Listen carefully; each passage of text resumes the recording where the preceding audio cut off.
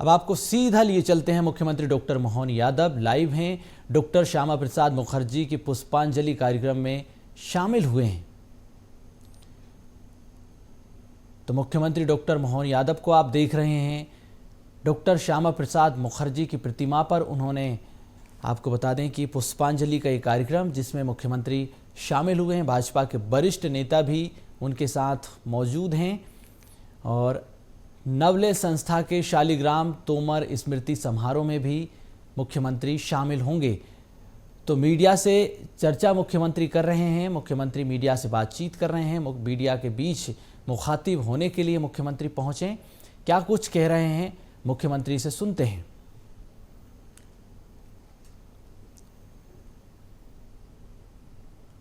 ये तस्वीरें आप सीधे मुख्यमंत्री डॉक्टर मोहन यादव की देख रहे हैं। उनके साथ भाजपा के वरिष्ठ नेता हैं, बीजेपी के प्रदेश अध्यक्ष बीडी शर्मा को आप देख रहे हैं।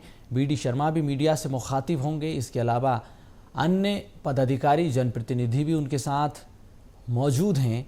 क्या कुछ कह रहे हैं बीजेपी के प्रदेश अध्यक्ष बीडी शर्मा, सुनिए।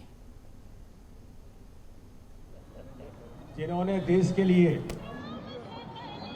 अपना बलिदान दिया, ऐसे महापुरुष डॉक्टर श्यामा प्रसाद मुखर्जी की पुण्यतिथि का इस अवसर पर भारतीय जनता पार्टी मध्य प्रदेश उनके श्री चरणों में श्रद्धा के सुमन अर्पित करते हुए हम सभी कार्यकर्ता डॉक्टर श्यामा प्रसाद मुखर्जी, जिन्होंने अपना बलिदान इस देश के धारा 370 को समाप्त करने के लिए लिया और उसके लिए जनसंघ बना और बाद में 1980 में अटल जी के नेतृत्व में भारतीय जनता पार्टी बनी। आज वो भारतीय जनता पार्टी देश के अंदर एक सर्वव्यापी दल, दुनिया का सबसे बड़ा राजनीतिक दल बना है।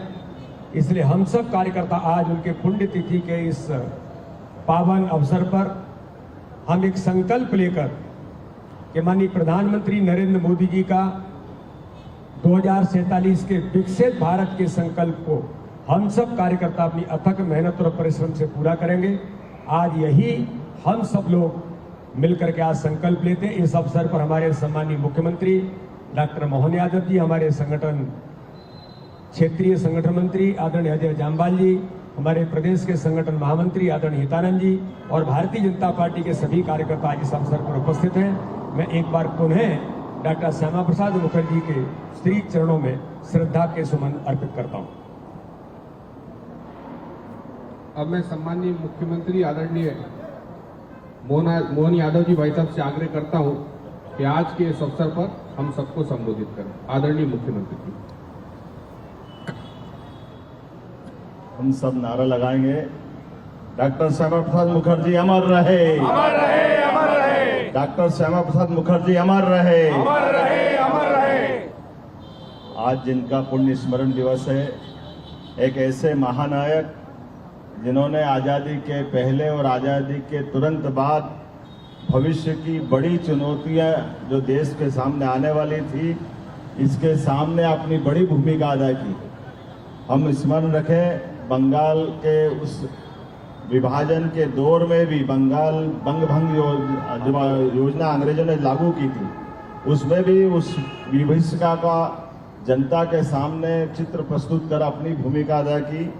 और आज़ादी के तुरंत बाद भले ही लोकसभा जीते, लेकिन लोकसभा के साथ नई सरकार के सामने सबसे बड़ी चुनौती जम्मू कश्मीर की बनेगी। और इस जम्मू कश्मीर की चुनौती को उस समय भांप लेना, ये वाकई कोई डॉक्टर मुखर्जी जैसा व्यक्तित्व ही हो सकता है। जैसे उनके मेघा उनके अपने जन्म के बाद से उनके बाकी जीवन काल में दिखाई देती है। 33 साल की छोटी सी आयु में कलकत्ता विश्वविद्यालय के कुलपति और बाद में मंत्री होने के बाद भी तुरंत मंत्री पद से इस्तीफा देकर के एक बड़े विषय को लेकर के जनता के सामने जाना। और उससे बढ़कर के 52 के बाद जब उनने अपनी कदम बढ़ाए इस दिशा में कि मैं जम्मू कश्मीर की तरफ पूरे देश का ध्यान आकर्षित करना चाहता हूं।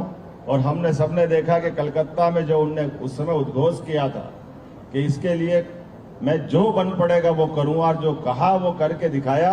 ये जनसंघ के पहले संस्थापक अध्यक्ष का एक तरह से बलिदान भी था और हमारे देश के लिए ये एक ऐसी भविष्य की बड़ी चुनौती की तरफ सबका ध्यान आकर्षित किया। काल के प्रवाह में जो डॉक्टर मुखर्जी ने जो विषय सबके सामने रखा था, मैं अध्यक्ष जी और पूरे मंच के साथ इस बात के लिए जरूर रेखांकित करना चाहूँगा। हम सब जानते हैं कि बलिदान दिवस के अवसर पर डॉक्टर मुखर्जी ने और बाद में पंडित दीनदयाल उपाध्याय ने इस देश में 2 ऐसे असमयी मृत्युआं हुई जिनको मर्डर करके पुलिस केस में दर्ज किया गया, लेकिन इसके संबंध में आज भी ये तथ्य सामने नहीं लाया गया कि वो कौन कौन इसमें जवाबदार है और इस बात को दबाने का प्रयास किया गया। लेकिन मैं आज इस अवसर पर हमारे अपने यशस्वी प्रधानमंत्री को धन्यवाद देना चाहूँगा, जिनकी अपनी सरकार में इस जम्मू कश्मीर की धारा 370 जिसके माध्यम से देश ने अभी तक की सबसे बहुत बड़ी विभीषिका सहन की है, 40,000 से ज्यादा निरपराध लोग जिसमें मारे गए, ऐसे उस 1951-52 में जो मुद्दा बताया गया था उस धारा 370 के कलंक को धोने का काम यशस्वी प्रधानमंत्री ने किया है। हम अपनी इस भूमिका को भी स्मरण रखेंगे। डॉक्टर मुखर्जी के प्रति सच्चे अर्थों में ये हमारी श्रद्धांजलि भी हुई है, लेकिन ऐसे विषय जिन विषयों को भविष्य में देश को कोई बड़ी कीमत चुकाना पड़ती है, भारतीय जनता पार्टी और पूर्ववर्ती जनसंघ के समय से भाजपा सदैव ये भूमिका अदा करती आई है। मेरी अपनी ओर से डॉक्टर मुखर्जी के आज बलिदान दिवस के अवसर पर विनम्र श्रद्धांजलि भी अर्पित करता हूं और उम्मीद करता हूं कि हम और आप सब मिलकर के मुखर्जी के जीवन के ऐसे विविध पक्षों को और आगे लाने में हम सब अपनी भूमिका अदा करें, उनको जाने, समझे, पढ़ाएं। मेरी अपनी ओर से आज भारतीय जनता पार्टी भोपाल के इस कार्यक्रम में विनम्र श्रद्धांजलि।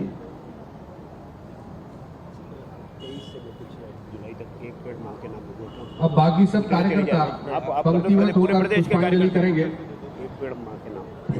एक मैं आप सभी लोगों को जानकारी देना चाहता हूं कि माननीय प्रधानमंत्री नरेंद्र मोदी जी ने पूरे देश के अंदर भारतीय जनता पार्टी के सम्मानीय राष्ट्रीय अध्यक्ष जी ने आह्वान किया है कि आज से लेकर के 6 जुलाई यानी पुण्यतिथि से लेकर के डॉक्टर श्यामा प्रसाद मुखर्जी की जन्म जयंती तक एक पेड़ मां के नाम, अपनी मां के नाम से एक पेड़ हम सब लोगों को लगाना है।